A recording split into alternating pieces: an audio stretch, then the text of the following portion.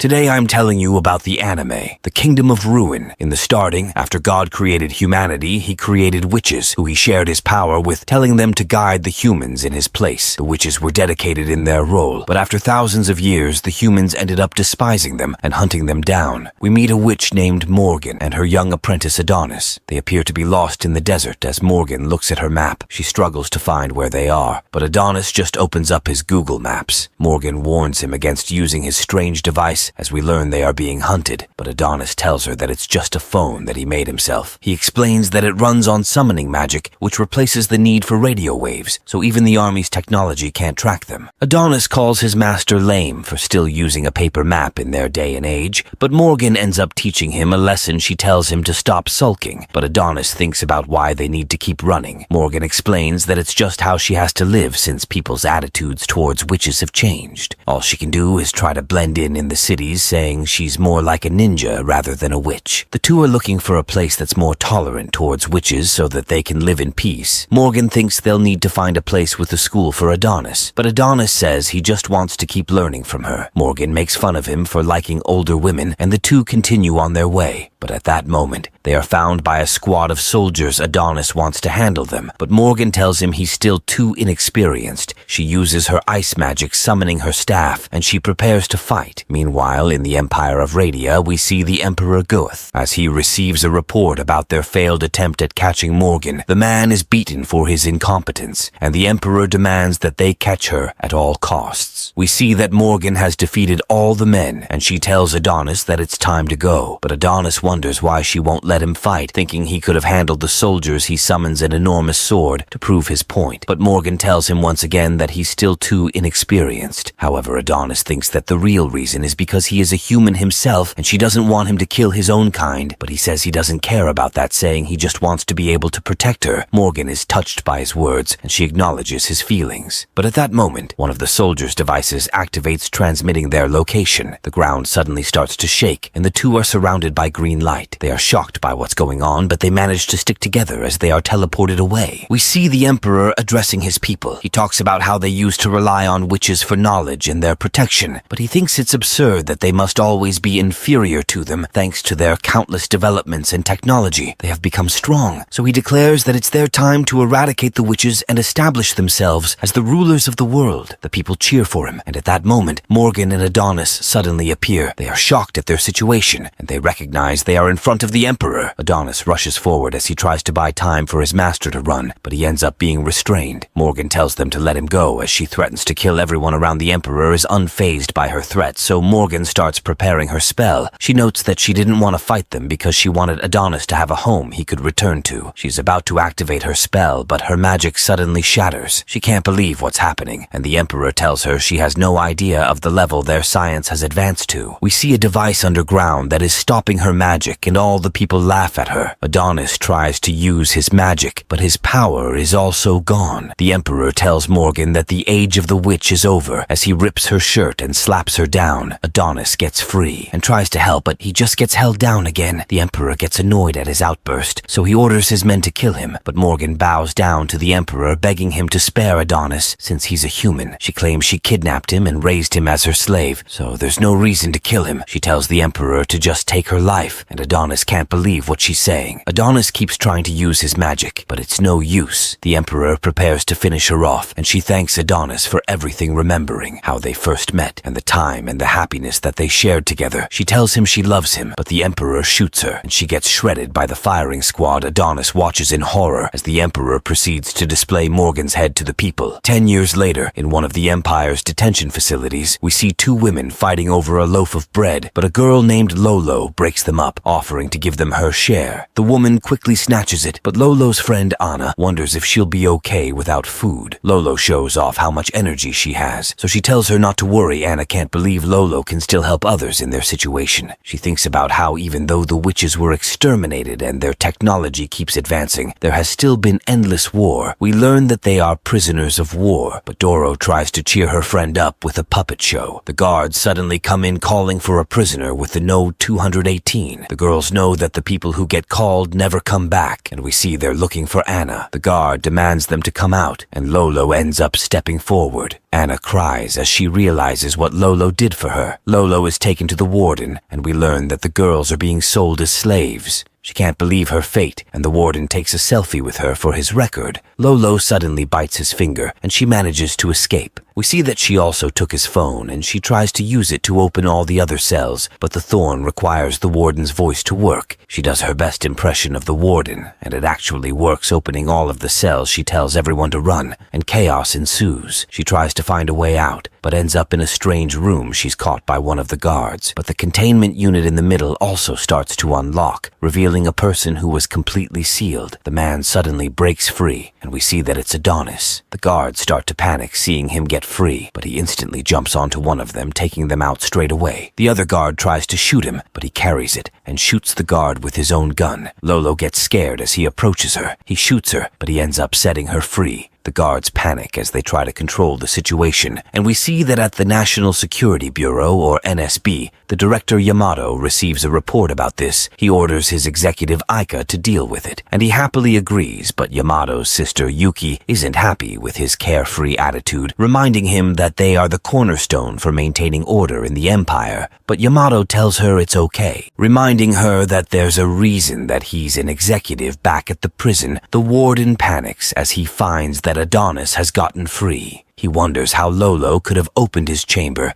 because even his fawn shouldn't have had the clearance to free him. And to make matters worse, it seems that Adonis's magic pen has also gone missing. We see Adonis outside, and he tries out his magic for the first time in 10 years. He shoots his gun, summoning an enormous bullet, which crashes into a building, and he prepares to wipe out everyone in the city. This is the end of part 1. If you enjoyed the video and want part 2, please write in the comment section, and also like the video. I will upload the next part, so please subscribe for not miss it.